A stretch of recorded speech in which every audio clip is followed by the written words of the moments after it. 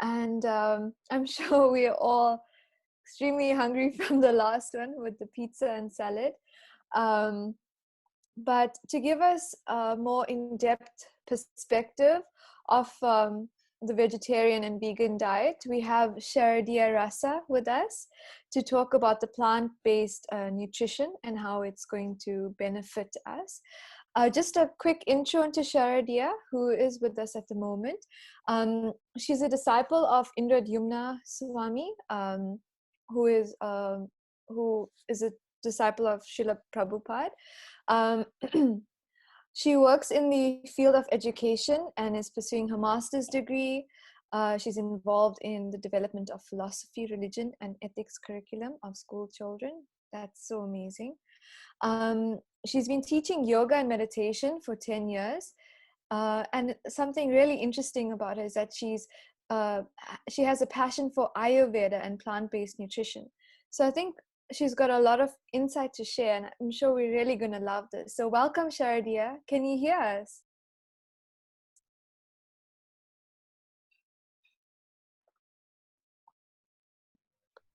Could we unmute Saradiya?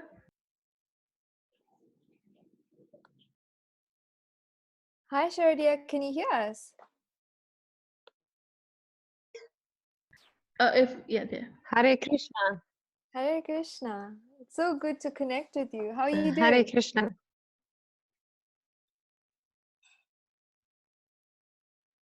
Well, and I'm very grateful for this opportunity to share some information about plant-based diets, because it's something which I'm very passionate about. And thank you for giving us your time. So this session is going to be more of an interview style. So if you guys have any questions that you'd like to ask with regards to having a vegetarian or vegan diet, please send them in our chat box, and we will share that with Saradiya to get her response. So to start it off, Saradiya, we want to know, is a vegan or vegetarian diet healthy for everyone? And should all people follow the same diet? Can you share some insight about that? Yes. So I think it's important to notice that currently all the major journals of health, say if you look at your American Journal of Health, they have stated repeatedly that both vegan and vegetarian diet is healthy, or can be healthy if planned properly throughout all the stages of a person's life. So that gives us the assurance that if you plan it properly, it can be a good diet for you. Now, within that vegetarian or vegan diet, although I think it can be suitable to everyone, you need to find an individual approach which works for your body. Because according to Ayurveda, we do have different bodies, and according to our unique body's composition, we will need slight differences within our vegan or vegetarian diet for us to have optimal health. And I know, sorry, Hare Krishna. I know a lot of concerns around being vegetarian is that there's I can hear you. Okay.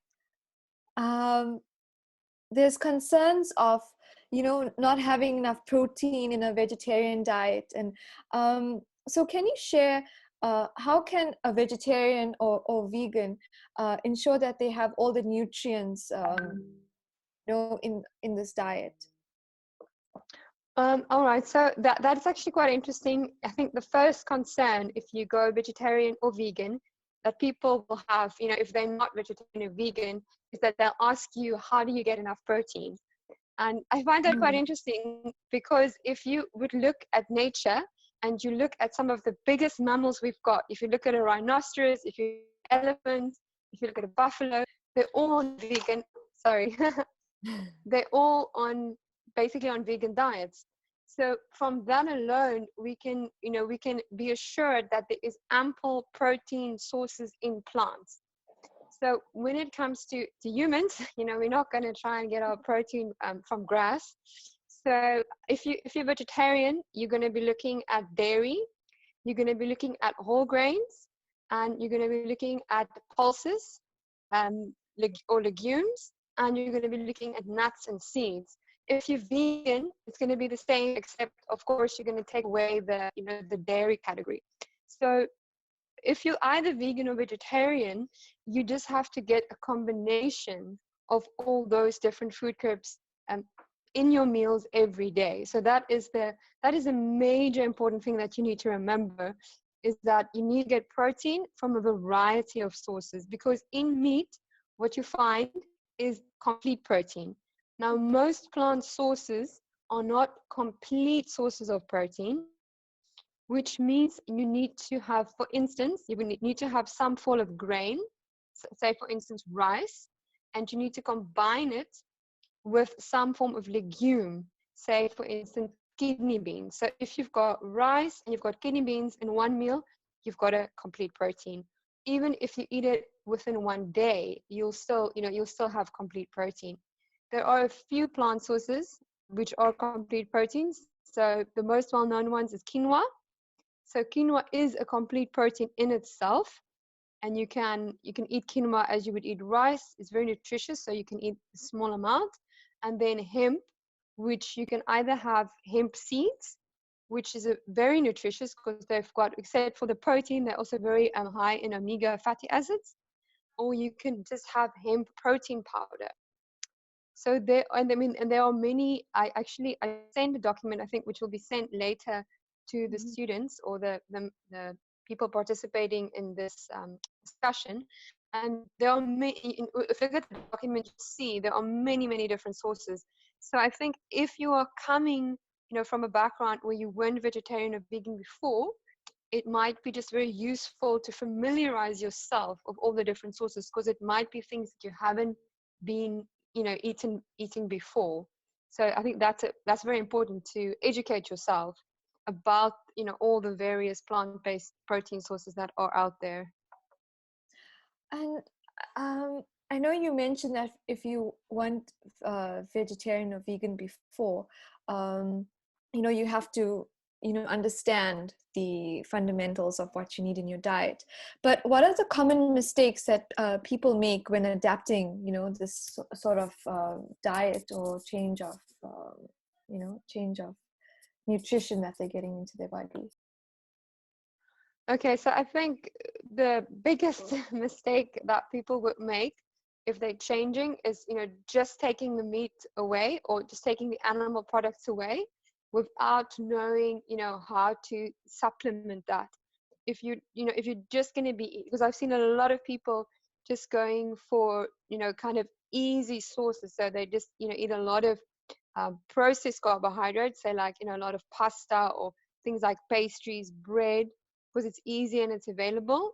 And then having like some starchy vegetables like say potatoes, and then having fruit. Now that in itself is not bad, but it's definitely not sufficient. So one of the important things, if you're going to go vegetarian or vegan, you need to start looking into eating whole grains. So whole grains are things like rice again, but we've also got millet, we've got buckwheat, we've got amaranth, we've got bulgur wheat. So it's all grains which hasn't been processed, and you can either cook basically all of them like you would cook rice, and several of them, say for instance sorghum. You could also cook like a porridge, oats. You can cook like a porridge, and then you've got other other forms like spelt, which you can also bake with. So that's a very important mistake that a lot of people make, going vegetarian and vegan and then eating way too many processed carbohydrates, not nutritious carbohydrates. So that's one mistake. And like another mistake is thinking that you'll get the majority of your protein from nuts and seeds. Now, while nuts and seeds are good sources of protein, they're also quite high in fat, which make them more difficult to digest. It takes more energy to digest them. And as a vegan or vegetarian, you should eat a little bit of nuts, but your main source of protein needs to be your legumes. I see a lot of people when they start vegetarian or vegan really neglecting legumes, because if you haven't been vegetarian or vegan, it's not something usually that you're that familiar with.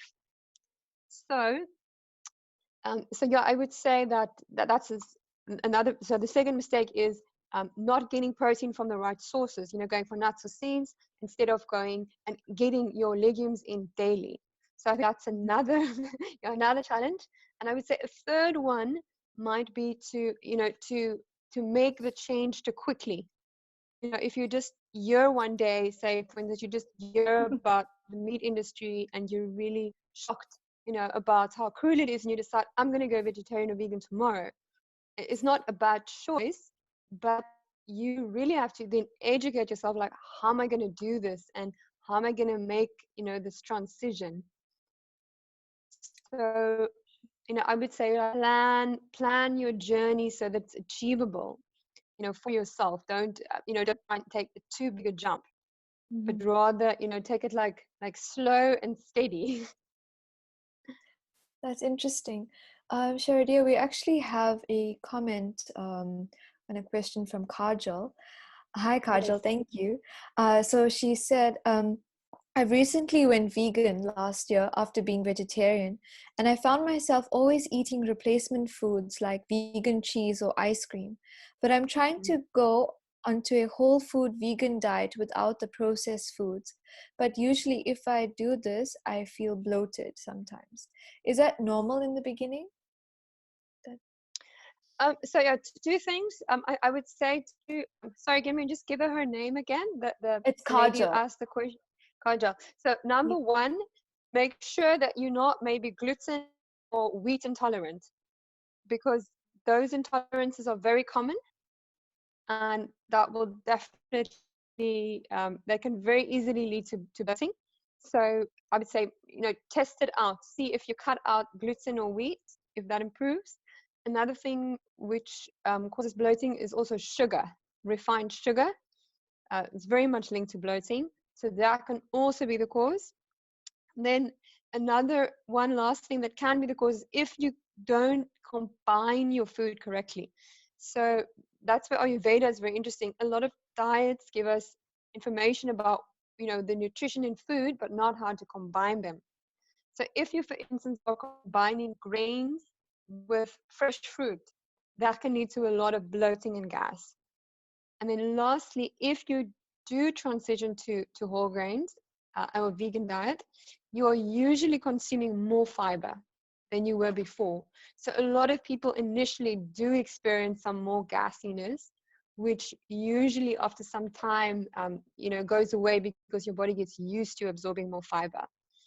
So the last thing that I can say that is useful to check out, if you look at Ayurveda and look at what spices they recommend for cooking with your food. For instance, for most vegetables, if you're going to cook them with ginger, it's going to really help to eliminate or to diminish any bloating and gas for certain. So Ayurveda offers various different techniques and spices you can use. That's very helpful. I hope that answers your question, Kajal. Saradiya, talking about deficiencies, sometimes when we change over to the vegan or vegetarian diet, we sometimes experience like a low iron, or sometimes you become anemic.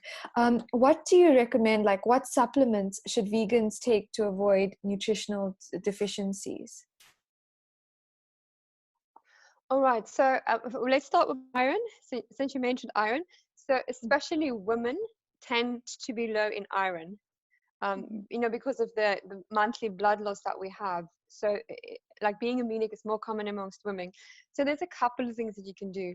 So one of the things is that you do actually have a lot of iron, especially in green leafy vegetables.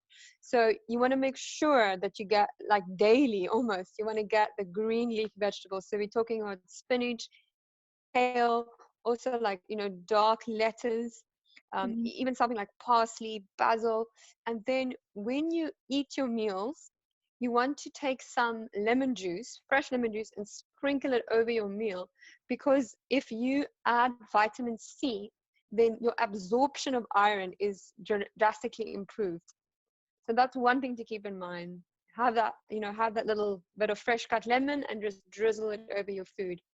So that's one thing. The other thing which you can also do, especially if you're a woman, is you can get molasses in a liquid form, and you can make like a warm molasses drink, and you drink that with a little bit of lemon juice, and that usually gives you the sufficient iron levels that you require.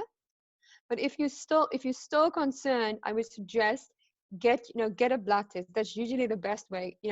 Tell your doctor this is your concern, get a blood test, and then and if you have if you followed the previous things I've recommended and your iron is still low, you can get an iron supplement, which is usually not very expensive. But when you get an iron supplement, you must make sure you get one which is what we call a food-based iron supplement. Because if you go, say, and you buy like Vital iron supplements, it's usually a form of iron which is not absorbable in the body at all. So you're going to be taking the supplement, but it's not going to, it's just going to go right through your body. So you're going to look for a brand like, there's a very good brand called Solgar, which is from the USA, and then South Africa has one called Solal. So you're going to have to buy a little bit more expensive iron supplement, but it's still quite affordable, and then just take that. But even if you take that, again, take it with a vitamin C supplement, or take it with a glass of warm lemon juice, so you ensure your body absorbs the iron, because that's usually the problem. Not that we don't eat enough, but that the body doesn't absorb the iron that you are getting in. That's interesting. Thank you very much. So we've got another question from Beatrice, and she asks, can you give us some advice about transition between vegetarian and vegan? What's your opinion about taking the B12? So I think that also brings in good questions. Yeah. Okay, so we can start by B12. So B12 is not found in plants. It's actually manufactured within the body, within the gut. So it's again often an issue of absorption. Your body is supposed to be manufacturing enough B12, but often we struggle to absorb that B12. So it is one of the nutrients which vegans are most likely to lack. So I would suggest, again, if you can, have it tested. That's always like a very safe step. Just get the blood test done. If it's low, or if you are deficient, or if it's even low, just take B12. Again, it's not a very expensive supplement, and I definitely think it's worth it. And I can tell you, if you are vegan and you're struggling with bruising, it means that you get like purple and blue marks, and you don't even know how you got it. You probably have a B12 deficiency, because that's one of the earliest signs of B12 deficiency. So I would recommend for vegans, have yourself tested, and if you need it, definitely take a B12 supplement, but you can't get it in plants, unfortunately. And then transitioning from vegetarian to vegan. I would say, again, make it a gradual transition. And I would recommend, if you want to make that transition, a big thing again is making sure you're getting enough legumes and finding different ways to get your legumes.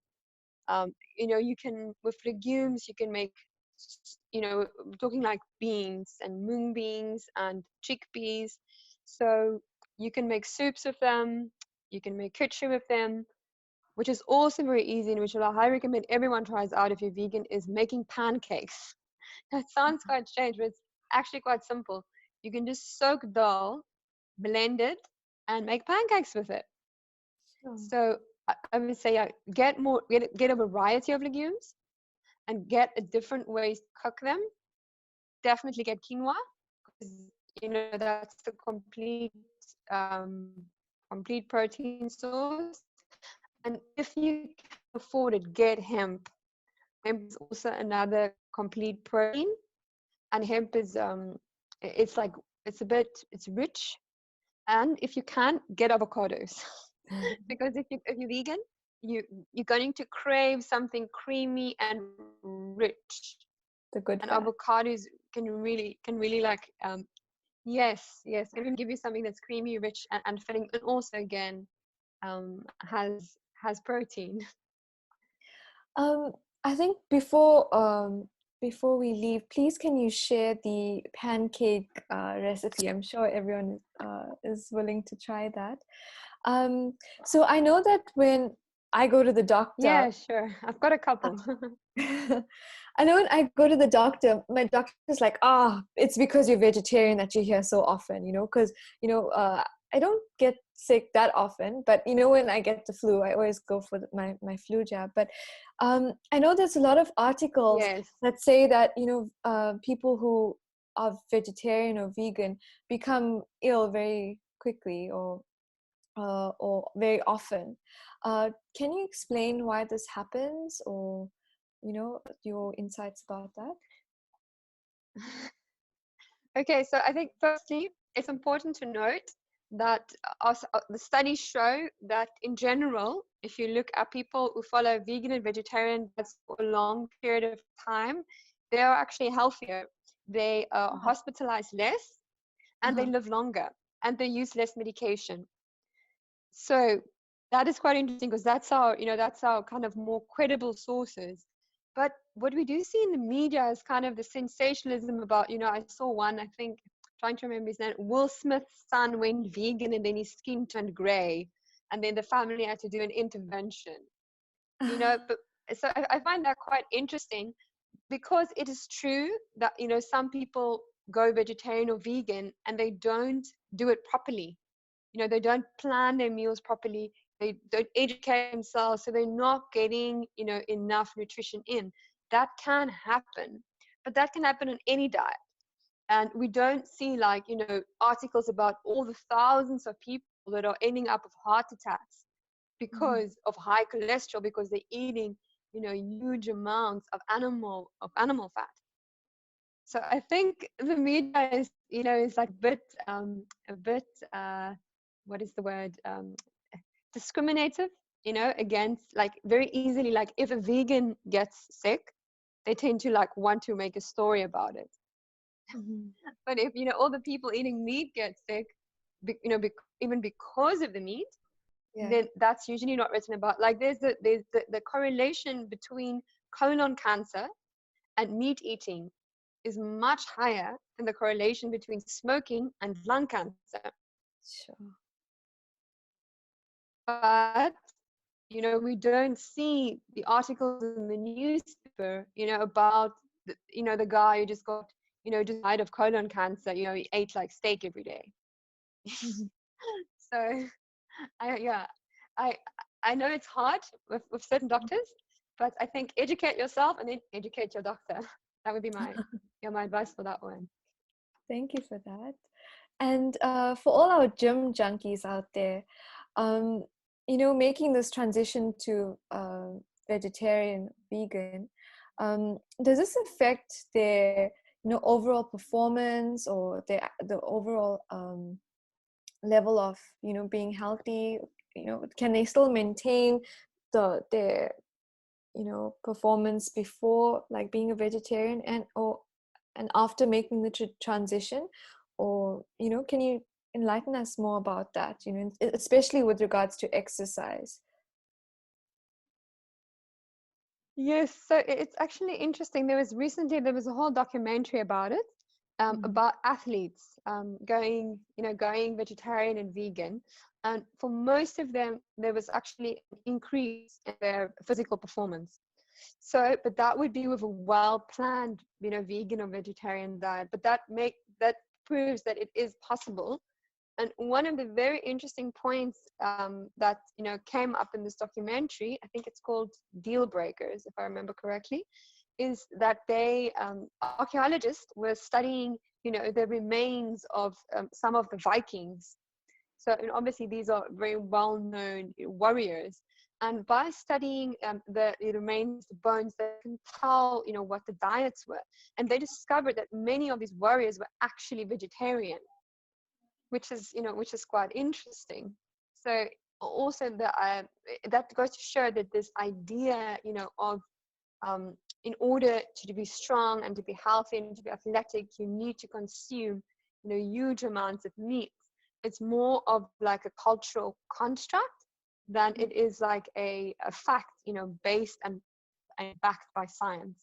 So yes, you can definitely get enough protein if you are very, very active, or maybe you're a cycler or something like that, you're a professional football player, and you're not sure, are you getting enough protein? You can, if you're vegetarian, you can always have whey protein, which is excellent. You can, if you're vegan, you can always go for hemp protein, or you can go for pea protein, or you can go for rice protein. So there are those, you can get those shakes or just the protein supplements. You can add them to your post-workout smoothie, and then you'll definitely have enough protein for your muscles to maintain and to grow. What's really amazing is to see how society is embracing vegan and vegetarian diets now. Like when I go to the store, you see all these organic vegan products, and it's so exciting to see that there's actually other options out there, and for me, I get really excited when I see that. Can you also share, like, what are the benefits for following a non-meat diet, so either vegetarian or vegan? Okay, there are several, but we can just stick with some general ones. In general, if you're going to be following a whole grain, and that's important, a whole grain, whole foods, plant-based diet, in general, a better health, heart. So you're going to have lower cholesterol, much lesser chance of any type of heart disease, heart attacks. Usually your blood pressure is also lower, so that's also very very beneficial. And a lot of people struggle with any form of disease which is linked to inflammation, say for instance arthritis, or irritable bowel syndrome, which is different diseases, but all of those have issues. There's issues with inflammation in the body. So usually if you move to a plant-based diet, inflammation lessens in the body because you're getting more antioxidants, especially through your vegetables. So that usually helps to decrease the inflammation. So that is another benefit. In general, vegetarians and vegans live longer. So longevity, if you want a life, that is definitely other benefit. And in general, also, if you're going to do a healthy vegetarian diet, vegetarians and vegans also are usually leaner, less usually not all of the time, but usually they are leaner, which is linked to several health benefits. Because if you are and that was another thing which I found quite interesting, is vegans and vegetarians also have less issues with osteoporosis, which I found interesting because of course people think that you can get calcium only from milk, which is a big misunderstanding. But yeah, so better bone health as well. So in general, on a good vegetarian and vegan diet, you usually healthier in most in according to most criteria. You're gonna be healthier. So I mean that's just the health. There's also of course the fact that if you follow vegan and vegetarian diet, you're not supporting harm against animals. And it's also been recommended now again and again by the United Nations and even by the World Bank that it is much more ecologically sustainable. I do think that's a benefit, knowing that you're following a diet that is more beneficial for the environment. Like how they have meat-free Mondays and a whole lot of other initiatives. I know there's a it looks like a beef burger, but it's purely plant-based. I forgot what it's called now, but I know that's really big in America at the moment. I think it's called Beyond Beef. Yes, That's it. Yeah. I must say, I haven't been vegetarian my whole life, and growing up, eating meat was just one of those things, you know. The word meat didn't, like, it didn't reference an animal, you know. Okay, when you're eating chicken, you know that's a chicken, so you like, but like beef, it doesn't say Yeah. you know. So these concepts, like growing up, you somewhat, like, I won't say brainwashed, but it's it's like an automatic choice that this is what you eat.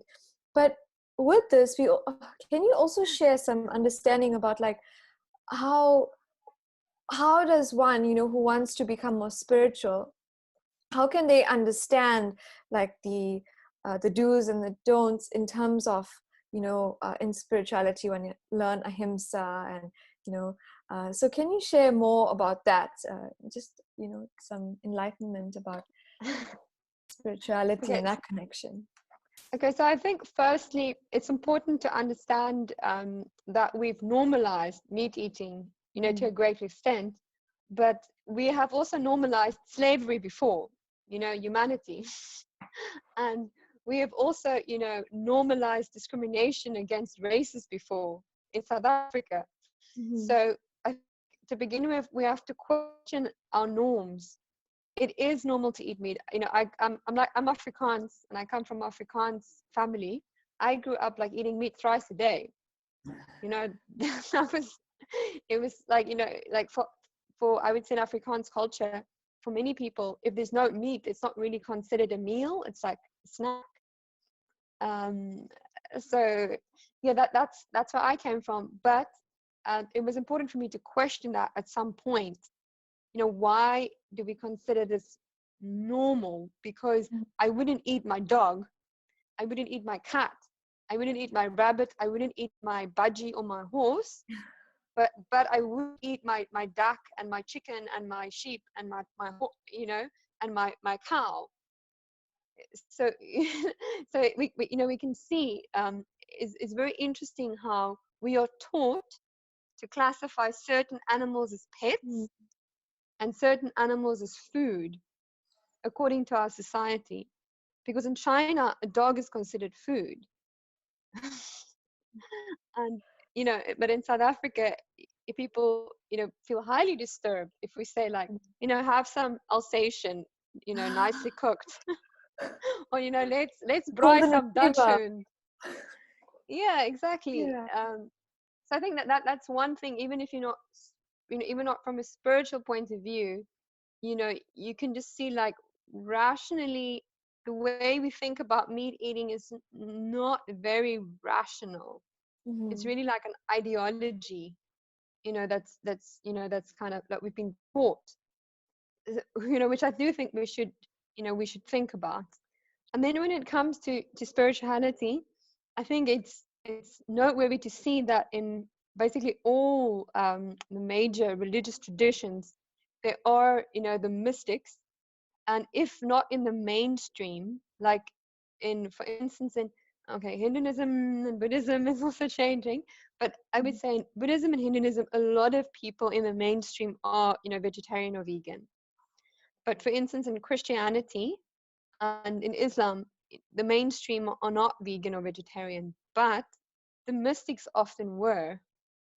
So, and we see that in all, you know, in all those traditions, firstly, what is emphasized is the element of compassion.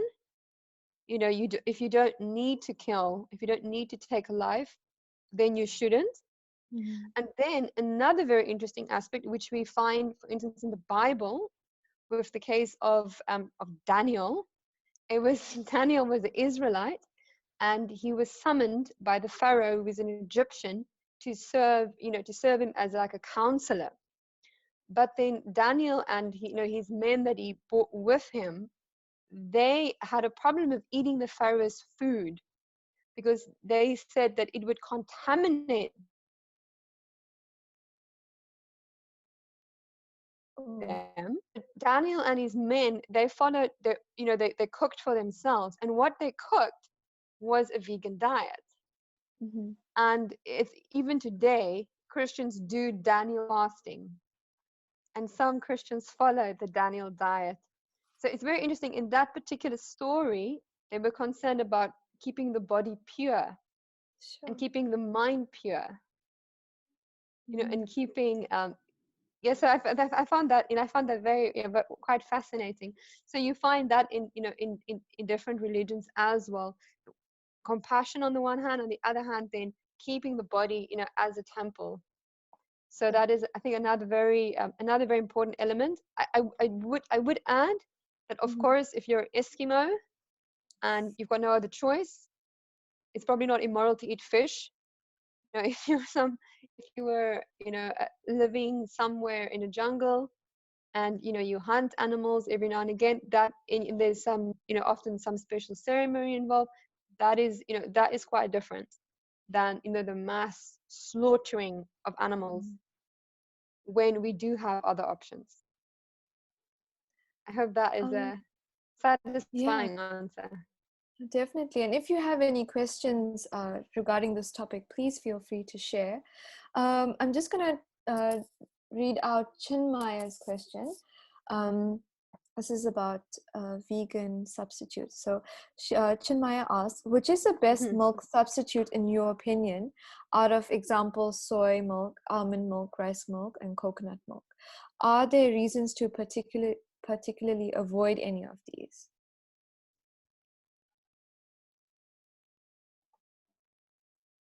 Saradiya, I don't think we can hear you. Can you hear me now?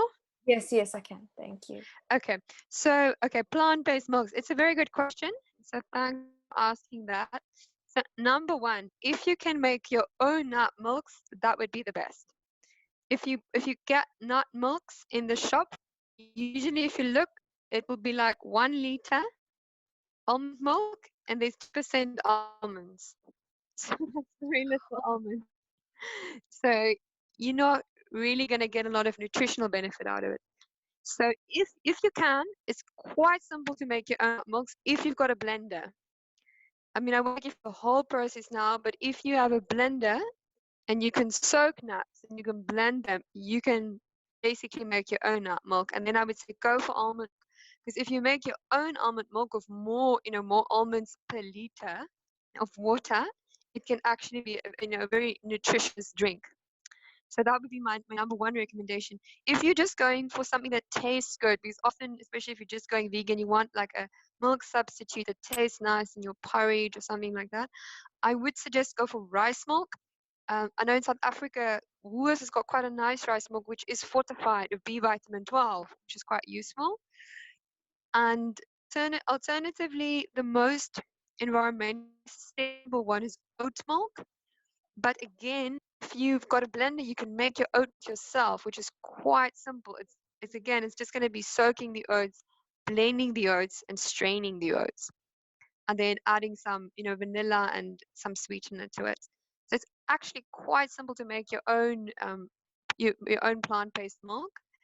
And if you make it, that's going to be the most nutritious milk you're gonna get.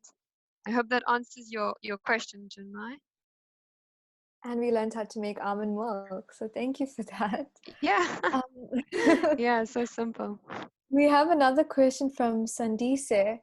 Sandise asks, may you please explain the relationship between food, diet, and spirituality, and the proof of spiritual benefits from food? Oh, that's a really good question.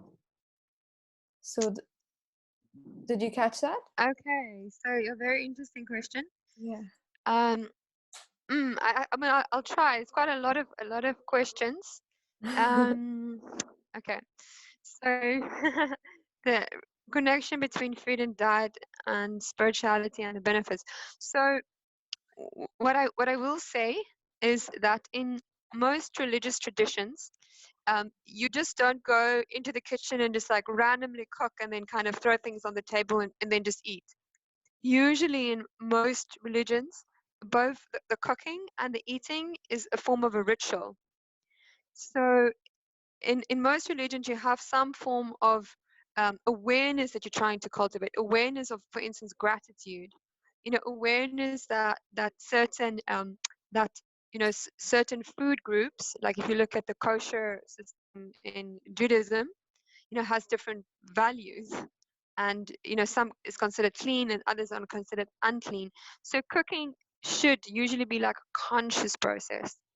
And then in most religions, you also have some type of process where you give thanks. You know, Christians say grace, before they eat. And there's also, if you look at monasteries, Christian monasteries, they often eat in silence, absolute silence, because the idea is that it should be like, kind of a meditation, and you like, taking in the food consciously, and while being grateful for God who's provided you this food. And then in the Vaishnava tradition, we have the idea that when you cook, you actually should cook it in the consciousness that you're going to offer this to God before you're going to take it, because God has ultimately, He's provided us. Or even though if we went to the shop and we bought it, maybe a farmer grew it, but ultimately, God is supplying the sun, He's supplying the rain, He's supplying the earth. So ultimately, He has supplied us, whatever we cook. So then we cook of the consciousness that He's given this to us. And because it is His, we first offer it back to Him in gratitude. And then, He blesses the food. And then when we partake it, it's become, what we say spiritualized because of, because of His blessing that He's given, to us and to the food. So in that way, you can definitely spiritualize your cooking, and you can definitely spiritualize your eating, and then you can also share that special spiritualized food with others. So then it's you're taking it to another level and actually blessing others with this food. Is that satisfactory to your question? And when for the lady you asked, I want to hear if she's they happy. say.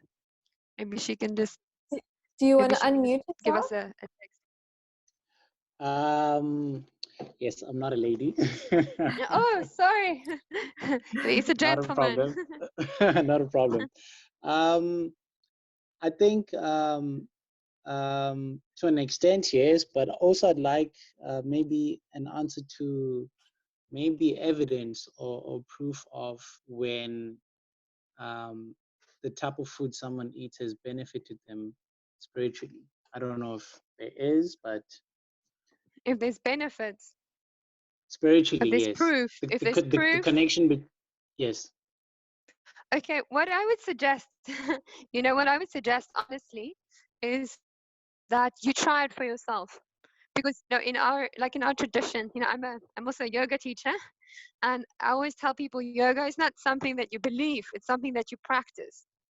So, I would suggest to you, start cooking your food, with a different consciousness, and in your own way, start offering your food and then taking it, and then actually observe, do you feel a difference, in your consciousness? Is there a change for you?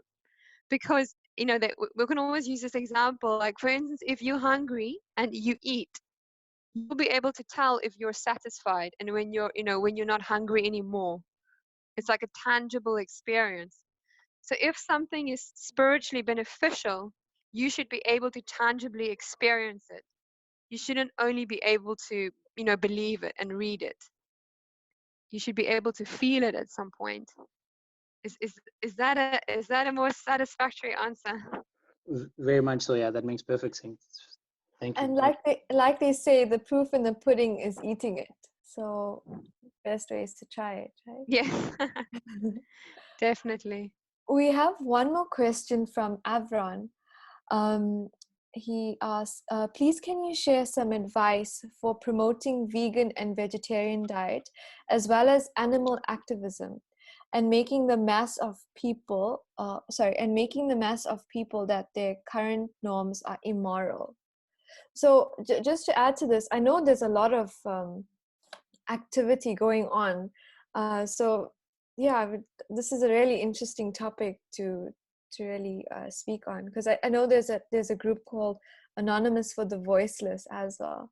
So I don't know if you heard of them.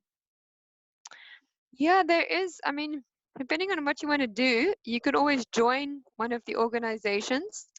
There is these kind of like the radical, there's PETA, which has a bit of a reputation going for themselves. And then there's also, I think I'm trying to remember the name now, but there's a vegan society which is international, and they also have branches in South Africa, and they focus more on educating people in the sense of educating them, on vegan diets and how to follow a healthy vegan diet and so forth. So I think firstly, you need to ask yourself, what exactly do you want to achieve? Do you want to make people more aware, of the suffering that the animals are enduring in the meat and milk industry? Or, do you want to philosophically try and help people understand that it's morally maybe not a good idea to kill animals if we don't have to?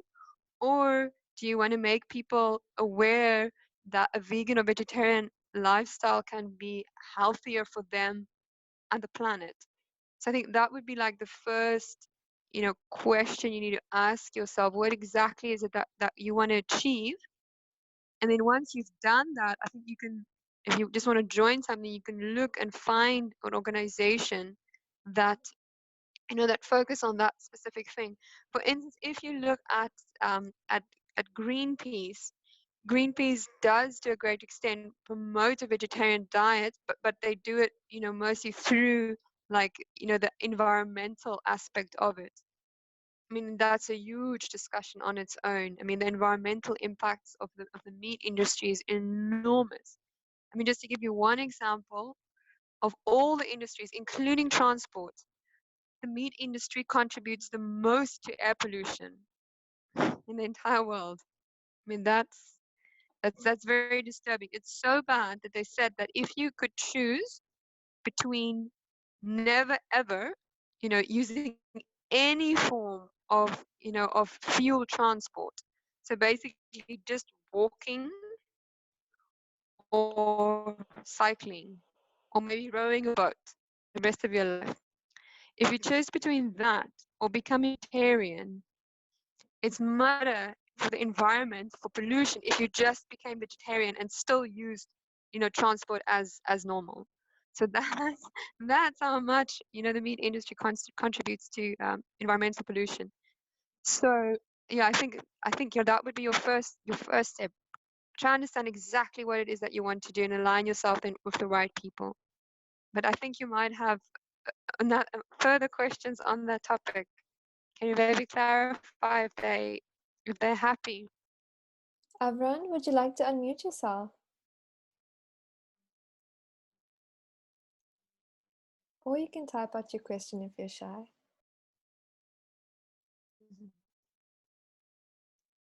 Okay.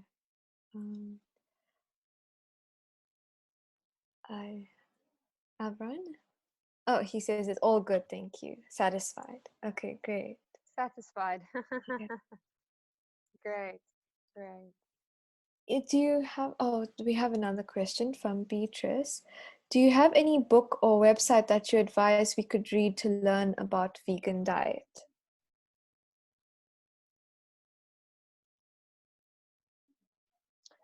Oh, well, I can give you one very simple one that you can look up on. It's called, you can just type in Daily Dozen, Daily Dozen Vegan diet. And then it's actually an app. What makes that app very useful is that it has divided your food as a vegan that you're going to eat into different categories.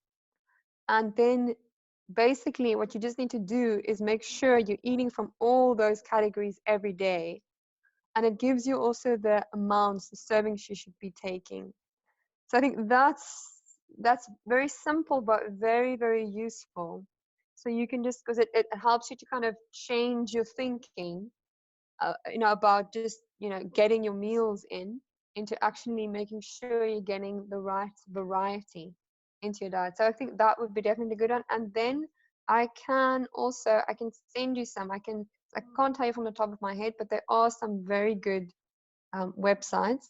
So I can definitely send it. I know Beatrice, so I can definitely send it to her. And Saradiya, before we conclude, can you tell us your journey about, the way you've transitioned to becoming a vegetarian or vegan, and how it's uplifted your life, or, your journey? Sure. So it's actually quite interesting, I think. As I mentioned before, I'm from Afrikaans family, so I grew up eating a lot of meat. I always found it very disturbing. So when I was really little, I kept on asking my parents, why are we eating meat? Because I knew some people were vegetarian, and they always just told me that you need to eat meat for protein, and you won't grow. You don't eat meat. And then when I was 16, I got glandular fever, which is like a um, immune disease. And I got extremely sick and nothing was working. So then my doctor, who was just a GP, he was really desperate. So then he told me, he said, like, I have no more advice for you. The only thing I can recommend is the Daniel diet, which is it's a vegan diet, which I mentioned it before. And I was really unwell, so I was willing to try anything. So then I went on this vegan diet for 1 month, and then I felt so much better. After that 1 month, I just after that I just said to my mother and my doctor, I just said, I'm not eating meat again. It's like, there's no way. So it was interesting. Then I was vegetarian for many years thereafter.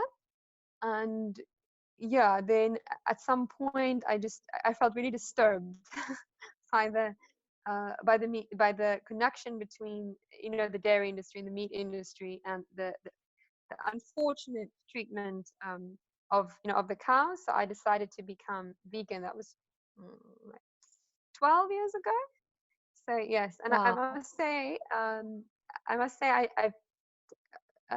I've done a lot of research to get to a place where I actually know that I've got a good diet. Because if you come from like the family I came from, I definitely didn't have the knowledge I needed, from was used to eating. But yeah, it's definitely a vegan diet for me personally, is the best. But for some people, depending on your body type, for some people it would be more beneficial to have dairy, if they can get good quality dairy.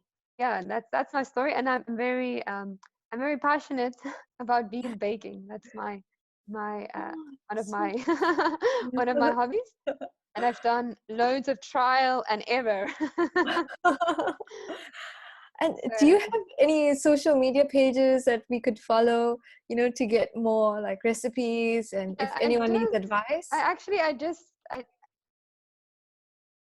Sorry, I think you're breaking up. Yeah, I just started actually. I just started a Instagram page. So I'm there. I'm sharing simple vegan recipes and dessert recipes, because I think a lot of people, if you want to go vegan or vegetarian, especially initially, if you're not like a master chef, you just need something that's easy and simple and not overwhelming. So yeah, that's what I want to do more now. But people are also welcome to contact me, directly on my email, my WhatsApp, because I work in the field of nutrition. I'm very interested in nutrition. It's like one of my it's just one of my like pet interests. And I have, over the years, I've read up about it a lot. So I do like helping other people who want to transition to vegetarian or vegan diets, because I know it can be daunting and challenging, and not always easy to know which information to follow. And especially if we want to really get into bhakti yoga, a good diet and keeping healthy will really maintain our practice over the years. So thank you so much for sharing this with us. What we'll do is after the session, I think, can you please give your details to Rukmini, and we'll post it to the students and whoever's on our WhatsApp group. so that, you know, if anyone has any questions, they can come to you directly. Yes, perfect. Thank you very much for the opportunity. Thank you so much for sharing this with us. And I'm not sure if anyone has any last minute questions that they'd like to ask.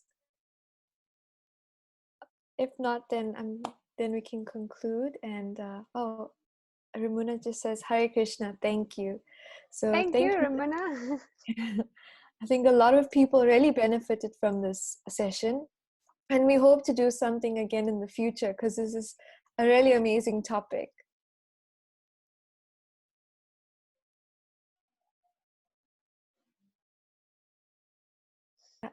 Yeah, very important topic, because we do teach in yoga that, no, we're not the body, we are the spirit soul, but the body is the body.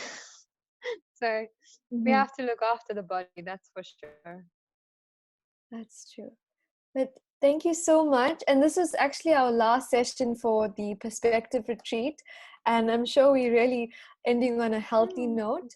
So we can go ahead and really take in this practice of Bhakti Yoga with a healthy body, healthy mind, and happy spirits. So thank you so much, Saradiya. And we'll be in touch. Thank you. Hare Krishna. If everyone wants to unmute themselves, you can say Hare Krishna or thank you to Saradiya. Thank you. Thank you so much, Saradiya. It was an awesome Thank you. session. Thank you, Rukmini.